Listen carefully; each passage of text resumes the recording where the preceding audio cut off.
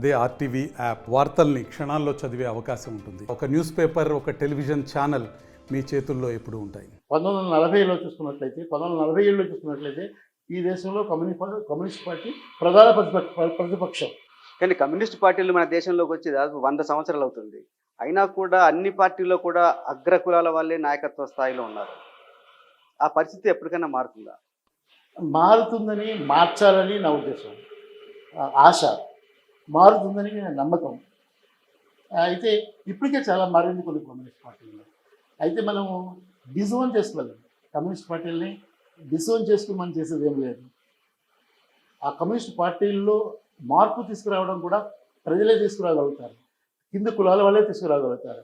కింది కులాలే తీసుకొచ్చారు కూడా, ఎంతో కొంత తీసుకొచ్చారంటే. ఇప్పుడు తమిళనాడులో లాగా దళిత బహుజన ఉద్యమాలు తెలుగు రాష్ట్రాల్లో బలపడకపోవడం కారణం కమ్యూనిస్టు పార్టీలే అన్న వాదన ఉంది.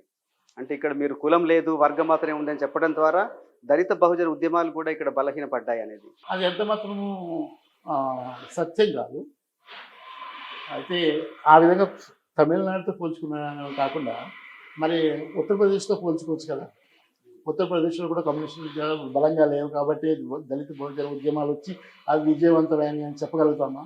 కమ్యూనిస్టు పార్టీలు బలంగా లేని చోట బీసీలు, ఎస్సీలు ఏకమై బలపడి రాజ్యాధికారం కూడా పొందగలిగారనే వాదన ఉంది. కానీ ఆ తర్వాత బీసీలు దళితులకు మధ్య వచ్చిన అగాధం ఏంటి అక్కడ ఉత్తరప్రదేశ్లో ఈరోజు కానీ గత 20 సంవత్సరాలుగా కానీ. అంటే కమ్యూనిస్టు ఉద్యమాలు దళిత బహుజన ఉద్యమానికి అడ్డంకి కాదు. వాస్తవానికి కమ్యూనిస్టు ఉద్యమాలు దళిత బహుజన ఉద్యమాల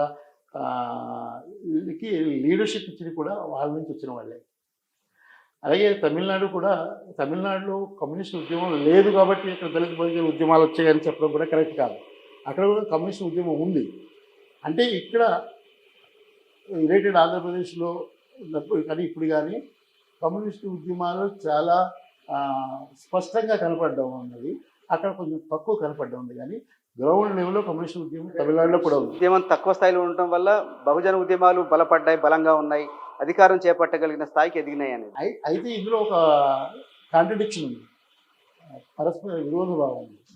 అంటే దళిత బహుజన ఉద్యమాలు వేరు, కమ్యూనిస్ట్ ఉద్యమాలు వేరు అని చూడడం కూడా ఎదురుంది. నేను అలా చూడను. ఎలా ఎదురు చూడండి అంటే దళిత బహుజన ఉద్యమాలు ఒక సమాజాన్నే కోరుకుంటున్నాయి. ఈ కుల వ్యవస్థ పోవాలని కోరుకుంటున్నాయి.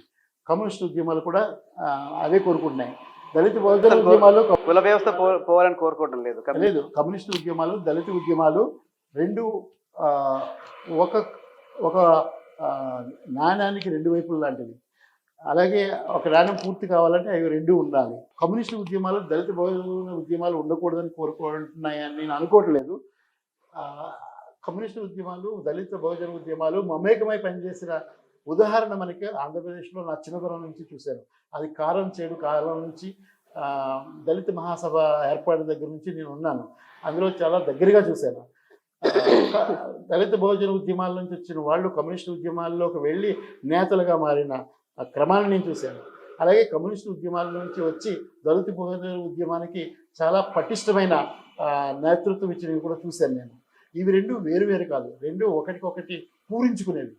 వామపక్ష పార్టీలు ఇంక్లూడింగ్ మావోయిస్టు పార్టీ సహా ప్రజలకు ఎందుకు దూరం అవుతున్నాయి? ఎందుకు ప్రజల ఆదరణ కోల్పోతున్నాయి రోజు రోజుకి? ప్రజల ఆదరణ లేకుండా ఏ కమ్యూనిస్ట్ పార్టీ కూడా బతకలేదు, నిలవలేదు. అది కొన్ని సందర్భాల్లో కొంతకాలం పాటు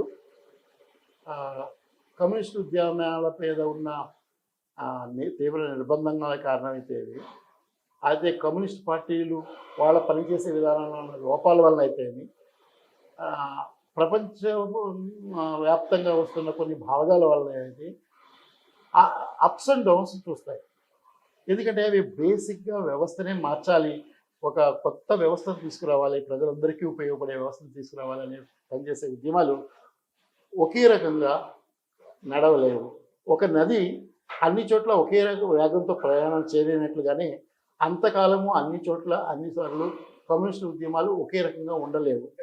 చరిత్రలో మార్పులు మనం ఒక వస్తూ 20-30 ఏళ్ల క్రితం చూసేవాళ్ళం. ఒక సిపిఐ సిపిఎం కానీ ఈవెన్ మావోయిస్ట్ పార్టీ లేదా అప్పటి పీపుల్స్ వార్ కానీ ఒక పిలుపునిస్తే కొన్ని వేలు కాదు లక్షల మంది తరలి వచ్చేవాళ్ళు. ఇప్పుడు అలాంటి పరిస్థితి ఎందుకు లేదు? ఇలాంటి పరిస్థితులు లేకపోవడం అనేక సార్లు జరిగింది కూడా. కానీ అదే ఎల్లకాలం జరుగుతుందని నేను అనుకోవట్లేదు.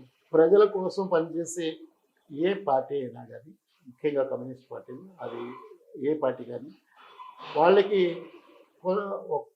ఒక్కొక్క సందర్భంలో ఆ చారిత్రక కారణాలు వల్ల విస్తృత ప్రజానీకం యొక్క మొబిలైజేషన్ కష్టం కావచ్చు. అంత మాత్రానే వాళ్ళు ఆ కమ్యూనిస్ట్ పార్టీలను వదిలిపెట్టారని అనుకోవడానికి లేదు.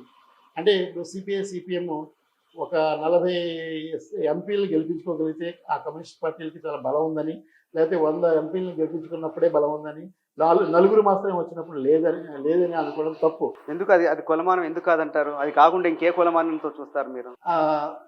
ఇంకో ఉదాహరణ చెప్తాను.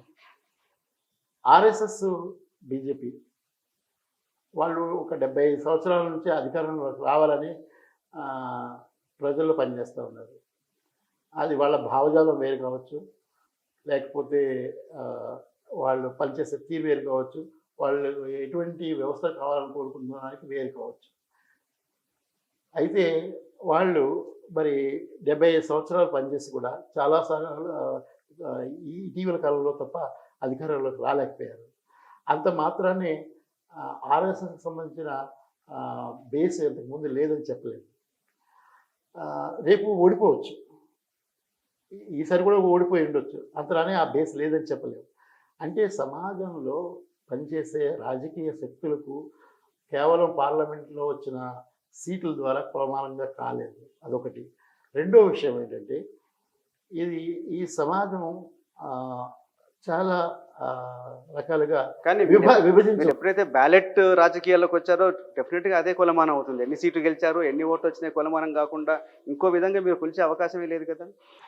సిపిఐ సిపిఎంకి చాలా పాకెట్స్ ప్రజల యొక్క ఇది ఉంది. ఆ పాకెట్స్ కోల్పోలేదు కానీ సీట్లు కోల్పోయారు. దాని అర్థం ఏంటి? ఎందుకంటే పార్లమెంట్కి సంబంధించినంత వరకు కూడా ప్రజా బలాల మీద ఆధారపడి సీట్లు రావు, ఓట్లు రావు. అవి దానికి ఉన్న కొలమానాలు, ఆ పద్ధతులు కంప్లీట్గా వేరు. అవి ఎప్పుడు ఎవరికి వస్తాయనే దానికి చెప్పే పరిస్థితి ఉండదు. అది ఒక పెద్ద సమస్య, మన సమాజంలో పెద్ద సమస్య. ప్రజల యొక్క ప్రాతినిధ్యానికి, పార్లమెంట్ వచ్చే సీటుకి, ప్రజల యొక్క బలం ఉన్న పార్టీలకి, ప్రజల బలం ఉన్న పార్టీలకి సంబంధించి కూడా ఎటువంటి సంబంధం లేకుండా కూడా అది నడుస్తుంది. అంటే కాంగ్రెస్ కొన్ని పార్టీలకి ఓట్లు ఎక్కువ వస్తాయి, సీట్లు తక్కువ వస్తాయి. కొన్ని పార్టీలకి ఓట్లు తక్కువ వస్తాయి, సీట్లు ఎక్కువ వస్తాయి. కమ్యూనిస్టులకు ఓట్లు తక్కువే, సీట్లు తక్కువే కదా. ఓట్లు సీట్లు తక్కువ ఉండొచ్చు, కానీ వాళ్ళకి ప్రజల్లో బలం లేదని చెప్పడానికి అది ఒక గీటురాయి కాదు.